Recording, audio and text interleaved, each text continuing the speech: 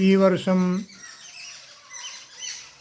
റംസാൻ ഒന്നാകുമെന്ന് ചൊവ്വാഴ്ച തന്നെ KNMഉം വിസ്ഡവും പ്രഖ്യാപിക്കുകയായിരുന്നു. ഗോളശാസ്ത്ര കണക്കനുസരിച്ച് ചൊവ്വാഴ്ച സൂര്യൻ അസ്തമിച്ച് 2 മിനിറ്റ് മാത്രമേ ചന്ദ്രൻ ചക്രവാളത്തിൽ ഉണ്ടാവുകയുള്ളൂ. അത് നഗ്ന നേത്രം കൊണ്ട് കാണാൻ സാധിക്കുകയില്ല എന്ന അറിവിൻ്റെ അടിസ്ഥാനത്തിലായിരുന്നു അത്. വളരെ നല്ല തീരുമാനം. ഗോളശാസ്ത്രം ഈ റമദാൻ മാസത്തോടുകൂടി അവസാനിച്ചിട്ടില്ല, അതവിടെ തന്നെയുണ്ട്.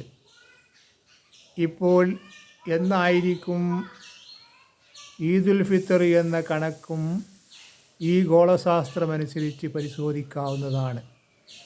റംസാൻ 29 ചന്ദ്രൻ എപ്പോഴാണ് അസ്തമിക്കുന്നത്, എത്ര നേരം ചന്ദ്രൻ ചക്രവാളത്തിലുണ്ടാകും എന്നൊക്കെയുള്ള കണക്ക് ഗോളശാസ്ത്രത്തിൽ നിന്ന് ലഭിക്കും. അതനുസരിച്ച് പെരുന്നാൾ ഈദുൽ ഫിത്തർ എന്നാകുമെന്ന് ഇപ്പോഴേ പ്രഖ്യാപിക്കാൻ സാധിക്കുന്ന കാര്യമാണ്.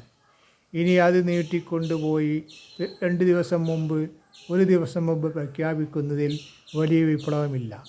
വിപ്ലവമുണ്ടാകണമെങ്കിൽ കണക്കനുസരിച്ച് ഈ പെരുന്നാൾ ഗോളശാസ്ത്ര കണക്കനുസരിച്ച് പെരുന്നാൾ ഇന്ന ദിവസമായിരിക്കുമെന്ന് ഇപ്പോഴേ പറയാൻ കഴിയണം.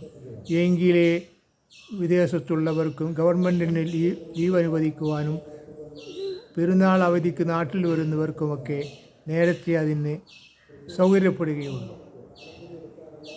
ഇക്കാര്യത്തിലാണ് ഇനി സമുദായം മുന്നിട്ട് പോകേണ്ടത്.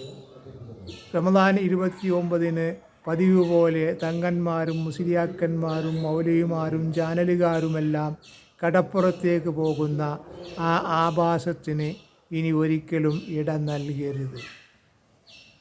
മുസ്ലിം സമുദായത്തിൻ്റെ പ്രധാന ആഘോഷമായ ഒരു കാര്യം തീരുമാനിക്കുവാൻ മുസ്ലിങ്ങൾ പെടുന്ന ഈ പെടാപ്പാട് കാണുമ്പോൾ അന്യ സമുദായക്കാർക്ക് പോലും സഹതാപം തോന്നുവാനേ കഴിയൂ.